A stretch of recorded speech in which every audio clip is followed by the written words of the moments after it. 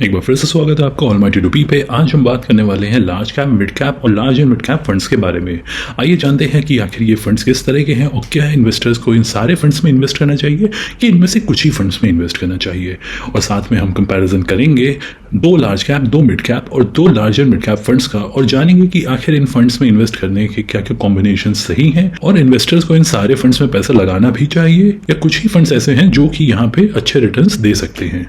ये कंपैरिजन करने के लिए हमें कुछ फंड्स को एग्जाम्पल की तरह यूज करना पड़ेगा। तो हमने यहाँ पे दो एएमसी सेलेक्ट करी हैं जिनके फंड्स को हम एग्जाम्पल की तरह यूज करेंगे। यहाँ पे हमने मेरे एसेट मैनेजमेंट के फंड सेलेक्ट किए हैं और साथ में एक्सेस म्यूचुअल फंड के फंड सेलेक्ट किए हैं।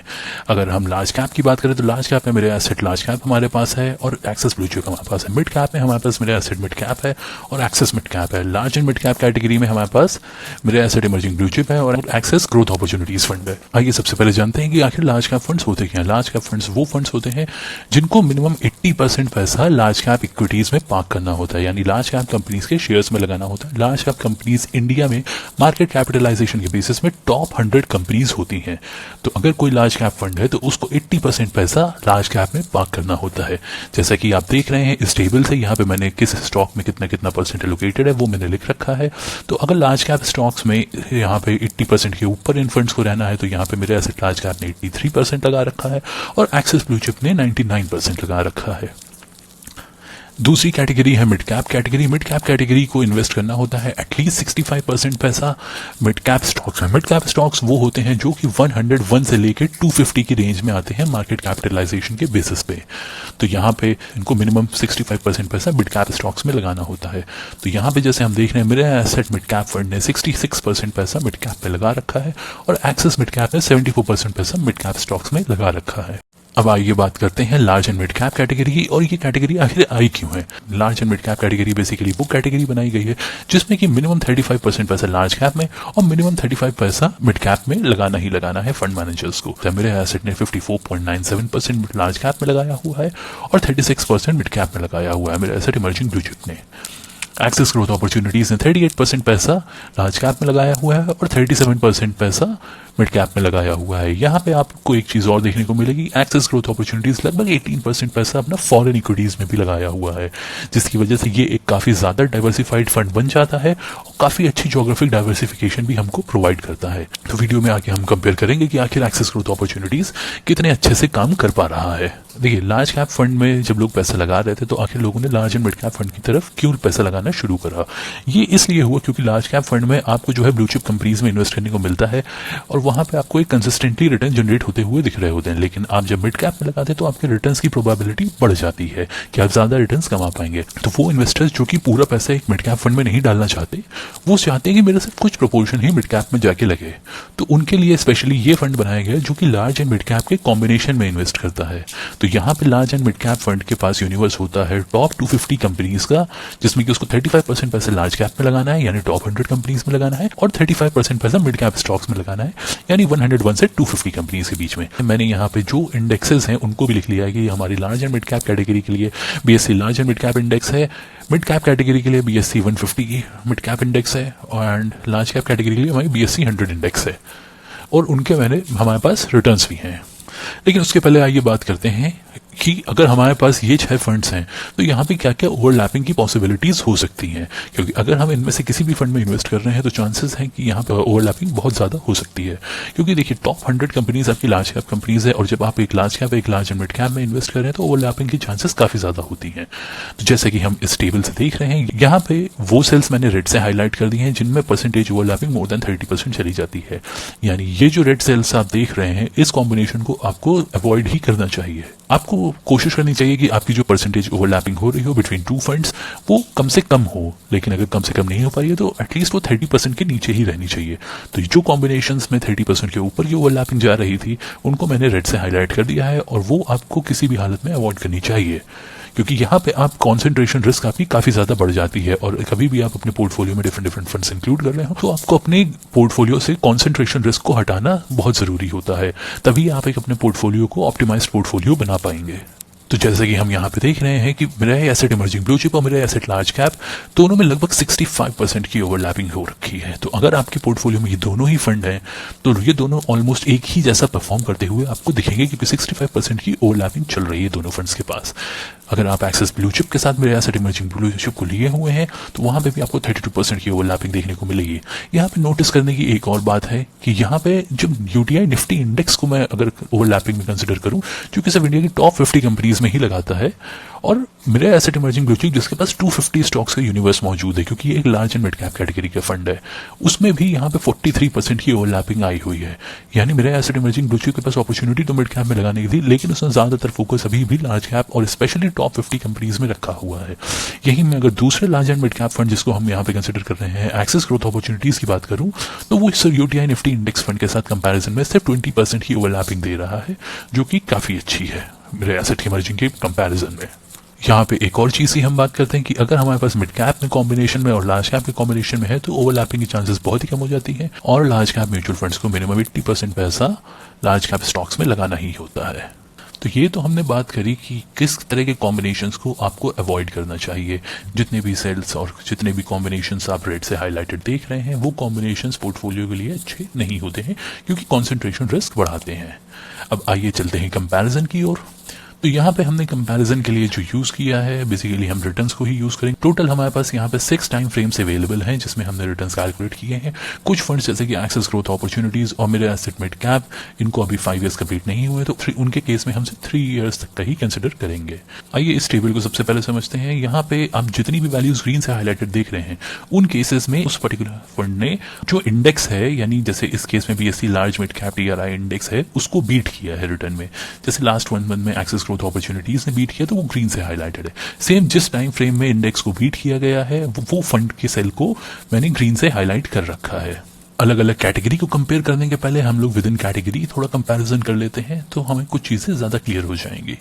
सबसे पहले यहाँ पे हम देख लेते हैं कि अगर हम large and mid cap category की बात करें अब इन दोनों फंड्स के कंपैरिजन के लिए, और यहाँ पे हम सिर्फ यही 2 फंड्स ले रहे हैं, यहाँ पे और भी फंड्स हैं इस कैटेगरी में, उनको हम इस वीडियो के लिए कंपेयर नहीं कर रहे हैं। यहाँ पे हम सिर्फ मिराई और एक्सेस के ही फंड्स लिए हुए हैं।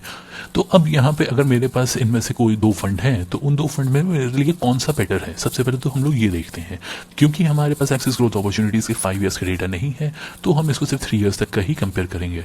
और अगर हम लास्ट 3 ईयर्स में देखें तो हमारे लास्ट 3 ईयर्स में एक्सेस ग्रोथ अपॉर्चुनिटीज ने 3 बार इंडेक्स को बीट किया है। वहीं पे अगर हम मेरा एसेट इमर्जिंग ब्लू चिप को देखें तो उसने सिर्फ 2 बार इंडेक्स को बीट किया है। ये तो बात हो गई कि इंडेक्स के कंपैरिजन में दोनों फंड ने किस तरह का परफॉर्म किया है। लेकिन अगर हम एक्सेस ग्रोथ अपॉर्चुनिटीज की बात करें तो लगभग ये 5 टाइम फ्रेम्स अवेलेबल हैं हमारे पास। इस 5 टाइम फ्रेम्स में 4 बार एक्सेस ग्रोथ अपॉर्चुनिटीज के रिटर्न्स ने मेरे एसेट इमर्जिंग ब्लू चिप के रिटर्न्स को बीट किया है। तो इस कैटेगरी में क्लियर विनर इन दोनों के बीच में एक्सेस ग्रोथ अपॉर्चुनिटीज ही आता है। आइए बात करते हैं मिड कैप कैटेगरी की। तो मिड कैप कैटेगरी में आखिर कौन सा फंड है जो कि ज्यादा अच्छा परफॉर्म करके दिया है हमको। यहाँ पे भी हमारे पास मेरा एसेट मिड कैप का 5 ईयर्स का डेटा नहीं है, तो हम यहाँ पे सिर्फ 3 ईयर्स के डेटा को ही कंसिडर करेंगे। यहाँ हमारे पास मेरा एसेट मिड कैप के केस में 5 टाइम फ्रेम्स अवेलेबल हो जाते हैं जिसमें कि उसने 4 बार अपनी इंडेक्स को बीट करा है। इंडेक्स कौन सी थी? BSc 150 mid cap TRI. तो इंडेक्स को अब 5 में से 4 बार मेरा एसेट मिड कैप फंड ने बीट किया है। वहीं पे अगर हम एक्सेस मिड कैप फंड की बात करें तो वो इन 5 टाइम फ्रेम्स में से सिर्फ 1 बार इंडेक्स को बीट कर पाया, वो भी 1 मंथ का है। यहाँ पे एक चीज और मैं आपको बता दूं, हमने लास्ट 1 मंथ की विंडो को इसलिए लिया हुआ है क्योंकि लास्ट 1 मंथ में मार्केट ने बहुत ही अच्छी रैली दी है। तो जो फंड्स अगर मार्केट नीचे आने की वजह से नहीं परफॉर्म कर पा रहे थे उनको भी यहाँ पे एक अपॉर्चुनिटी थी कि अगर मार्केट बुल रन में गई है लास्ट 1 मंथ में तो वो फंड भी अच्छा परफॉर्म करके दिए होंगे। तो इसलिए हमने लास्ट 1 मंथ को भी कंसिडर किया है इस जगह पे। लेकिन जैसे कि हम यहाँ पे देख रहे हैं कि इन 5 टाइम फ्रेम्स में एक्सेस मिड कैप ने सिर्फ 1 बार ही आउट परफॉर्म करा है इंडेक्स को। अब अगर हम इन दोनों फंड्स की कंपैरिजन की बात करें तो इन दोनों फंड्स में भी हमको वही सेम चीज देखने को मिलती है कि मेरा एसेट मिड कैप फंड ने इन 5 टाइम फ्रेम्स में से 4 बार एक्सेस मिड कैप फंड को बीट किया है। तो यहाँ पे फिर से एक क्लियर विनर निकल के आता है मेरा एसेट मिड कैप, जो कि एक्सेस मिड कैप के कंपैरिजन में काफी ज्यादा अच्छे रिटर्न्स हम लोग को देता आया है। इनफैक्ट जो इन दोनों फंड्स के डिफरेंस भी है वो भी काफी ज्यादा है। तो हमारे पास मेरा एसेट मिड कैप का 5 ईयर्स का डेटा नहीं है, लेकिन अगर हम 3 ईयर्स के रिटर्न की भी बात करें तो लगभग 5% का एडिशनल अल्फा जनरेट करके दिया है। 2 ईयर्स के एनुअलाइज रिटर्न में इसने हमको 9% का जनरेट करके दिया है, और 1 ईयर के केस में इसने हमको लगभग 4% का जनरेट करके दिया है। तो यहाँ पे भी अगर इन दोनों फंड्स में से कोई बेटर फंड दिख रहा है तो वो मेरा एसेट मिड कैप फंड ही दिख रहा है। फंड अभी नया है, लेकिन इसका AUM जो है वो 8,000 करोड़ का हो चुका है, यानी बहुत ज्यादा लोगों ने लास्ट ईयर्स में इस फंड में पैसा लगाया है। अब आइए बात करते हैं लार्ज कैप कैटेगरी की। लार्ज कैप कैटेगरी में मेरा एसेट लार्ज कैप और एक्सेस ब्लू चिप फंड में से कोई भी BSE 100 TRI को बीट नहीं कर पाया है। सिर्फ 5 ईयर्स के विंडो में अगर हम देखें तो एक्सेस ब्लू चिप ने इंडेक्स को बीट किया है। इन दोनों फंड्स के केस में हमारे पास 6 टाइम फ्रेम्स अवेलेबल हैं। 6 टाइम फ्रेम्स में से 4 टाइम फ्रेम्स में मेरे एसेट लार्ज कैप ने बेटर परफॉर्म करके दिया है, और 2 टाइम फ्रेम्स में एक्सेस ब्लू चिप ने बेटर परफॉर्म करके दिया है। यानी अगर 5 ईयर्स में अगर हम देखें तो एक्सेस ब्लू चिप बेटर है, और 1 मंथ में एक्सेस ब्लू चिप बेटर है। बाकी अगर हम ईयर टिल डेट को कंसिडर करें, यानी 1 जनवरी से अगर हम रिटर्न देख रहे हैं, तो भी मेरे एसेट ने बीट किया है। 1 ईयर में भी मेरे एसेट ने बीट किया है, 2 ईयर में मेरे एसेट ने बीट किया है, और 3 ईयर्स के भी एनुअलाइज रिटर्न में मेरे एसेट ने बीट किया है। यहाँ पे साथ में हमने UTI निफ्टी इंडेक्स फंड भी लिया हुआ है। UTI निफ्टी इंडेक्स फंड मैंने इसीलिए लिया हुआ है क्योंकि यहाँ पे हमारा पैसा जो है, अगर मैंने इंडेक्स फंड में लगा रखा है, UTI निफ्टी 50 में लगा रखा है, तो वो पैसा मेरा जो है काफ़ी अच्छे रिटर्न मुझे ऑलरेडी जनरेट करते हुए दे रहा है। तो मैं किसी एक लार्ज कैप फंड में क्यों लगाऊं अगर वो मुझे अंडर परफॉर्म करते हुए जा रहे हैं। लार्ज कैप फंड्स जो है यहाँ पे, क्योंकि लार्ज कैप फंड्स की जो लगाना होता है वो टॉप 100 कंपनीज में लगाते हैं। UTI निफ्टी इंडेक्स जो है वो टॉप 50 में लगा रहा है, वो एग्जैक्ट कॉपी कर रहा है निफ्टी 50 को। तो अगर मुझे निफ्टी 50 से अच्छे रिटर्न्स आ रहे हैं तो मैं निफ्टी 50 में ही क्यों ना रहूं। अगर जैसे हम यहाँ पे देखेंगे तो जो रिटर्न्स अगर आप देखें निफ्टी 50 के, वो इनफैक्ट बेटर रहे हैं इन दोनों ही लार्ज कैप फंड से। तो अगर मैंने इन दोनों लार्ज कैप फंड्स में पैसा लगा रखा है तो जो रिटर्न्स मुझे मिल रहे हैं वो कंपैरेटिवली कम हैं जो अगर मैंने UTI निफ्टी इंडेक्स फंड में लगाया होता। अब यहाँ पे ही यही बात आ जाती है कि जो इन्वेस्टर्स हैं वो एक लार्ज कैप फंड की जगह एक large and mid cap fund में क्यों मूव होना पसंद करते हैं। क्योंकि अगर मुझे UTI निफ्टी इंडेक्स फंड से ये रिटर्न्स आ रहे हैं, मैं इनसे थोड़ा रिटर्न ज़्यादा कमाना चाहता हूँ, थोड़ी सी एक्स्ट्रा रिस्क लेके, तो मैं मिड कैप कैटेगरी की तरफ देखता हूँ। क्योंकि लार्ज कैप के बाद आपके मिड कैप के स्टॉक्स आते हैं। मिड कैप में थोड़ी ज़्यादा रैली आती है क्योंकि वहाँ पे रिस्क थोड़ा ज़्यादा हो जाता है, तो रिटर्न भी थोड़ा ज़्यादा मिलता है। तो इसीलिए बनाए गए हैं large and mid cap funds. लेकिन अगर आप large and mid cap funds के रिटर्न्स देखेंगे तो वो लास्ट 1 ईयर में उतने अच्छे रिटर्न्स नहीं आते दिख रहे हैं। लेकिन अगर हम 2 ईयर्स 3 ईयर्स 5 ईयर्स की बात करें तो वहाँ पे हमको वो एडिशनल अल्फा जनरेट होता हुआ दिख रहा है निफ्टी इंडेक्स की कंपैरिजन में। यहाँ पे मैं आपको एक और चीज़ बताना चाहता हूँ कि ये जितने भी फंड्स आप देख रहे हैं ये अपनी कैटेगरी के बेस्ट फंड्स नहीं है। इन फंड्स को मैंने इसलिए कंसिडर यहाँ पे किया हुआ है क्योंकि बहुत सारे इन्वेस्टर्स ने इन फंड्स में पैसा लगाया हुआ है। जैसा कि अगर आप AUM से ही देख लें तो वो आपको पता चल जाएगा कि अगर कम टाइम फ्रेम में भी कोई फंड है, जैसे कि अगर आप मेरे एसेट मिड कैप को भी देखें या एक्सेस ग्रोथ अपॉर्चुनिटीज़ को भी देखें, तो 3 साल के विंडो में 8,000 करोड़ का AUM कर लिया है, और बाकी फंड जो है वो लगभग 20,000, 18,000, 32,000, 35,000 करोड़ के AUM पे बैठे हैं। तो मतलब बहुत सारे इन्वेस्टर्स का पैसा इन फंड्स में लगा है। तो सबको ये ज़रूर पता होना चाहिए कि उनका जहाँ पैसा लग रहा है वहाँ परफॉर्मेंस आ कैसी रही है। और इनफैक्ट अभी मैंने ओवरलैपिंग जो आपको दिखाई वो इसीलिए दिखाई है कि बहुत सारे इन्वेस्टर्स होंगे जिनने मल्टीपल फंड्स में ही लगा रखा होगा, और वो इसीलिए मैंने आपको बताया है क्योंकि अगर मल्टीपल फंड्स में लगा हुआ है पैसा तो वो पोर्टफोलियो ओवरलैप करते हुए चल रहा है, कॉन्सेंट्रेशन रिस्क आपकी बढ़ाते हुए चल रहा है ओवरऑल पोर्टफोलियो में।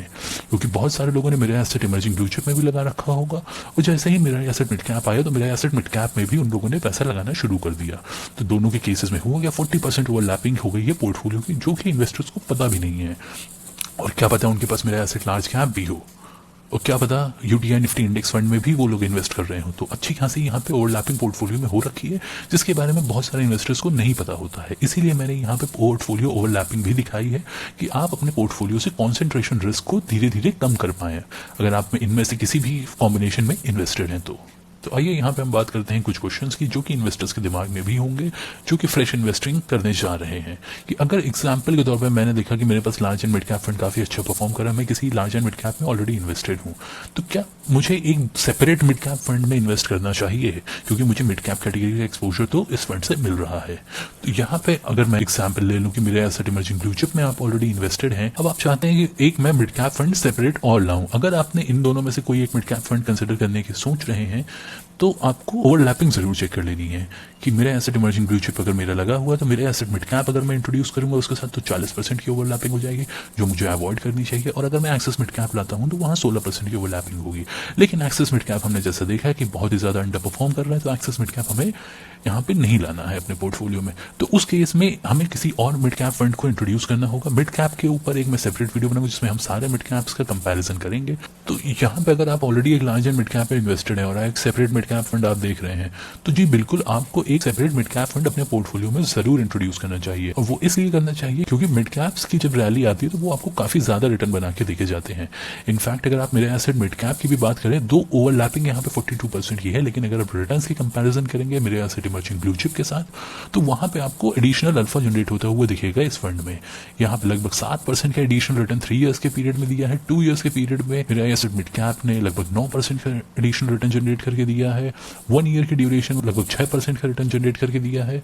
और अगर हम ईयर टिल डेट भी देखेंगे तो 4% का रिटर्न आपको जनरेट होता हुआ दिख रहा है। तो बिल्कुल आपको एक मिड कैप फंड में जरूर इन्वेस्ट करना चाहिए, लेकिन ओवरलैपिंग को भी आपको ध्यान में रखना है। अगर आप मेरे एसेट मिड कैप नहीं कर रहे हैं तो आप कोई और मिड कैप भी कर सकते हैं जिसमें कि ओवरलैपिंग थोड़ी कम हो आपके एग्जिस्टिंग पोर्टफोलियो से।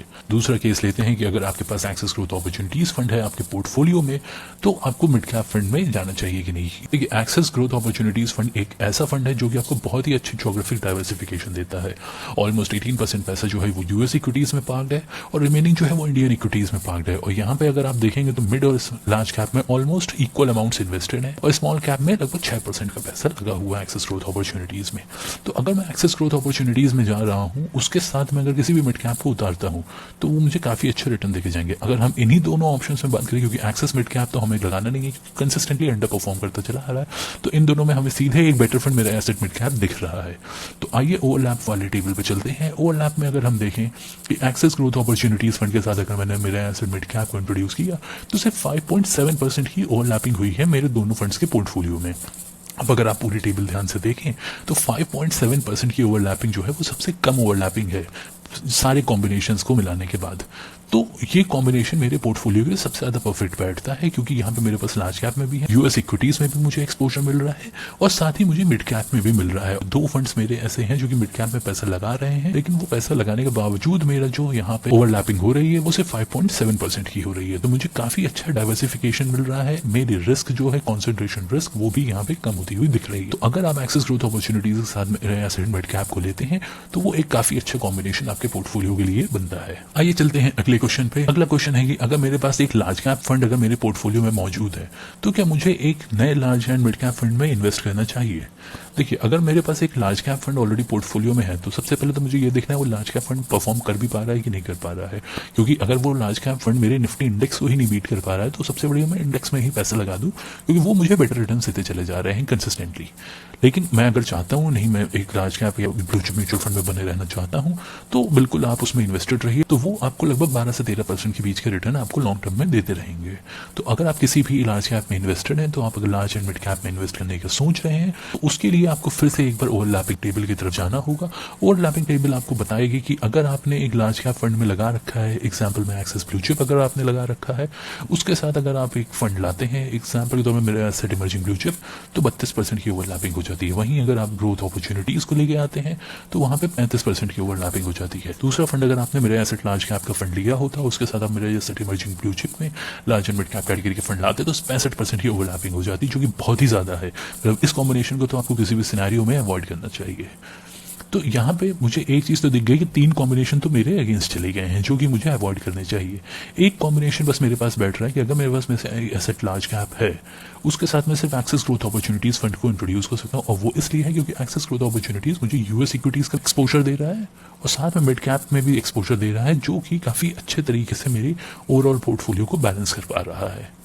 तो सिर्फ एक कॉम्बिनेशन बैठ रहा है इन चारों फंड्स में कि अगर मैं मेरे एसेट लार्ज कैप में इन्वेस्टेड हूं तो सिर्फ मैं एक्सेस ग्रोथ अपॉर्चुनिटीज को कंसिडर कर सकता हूं।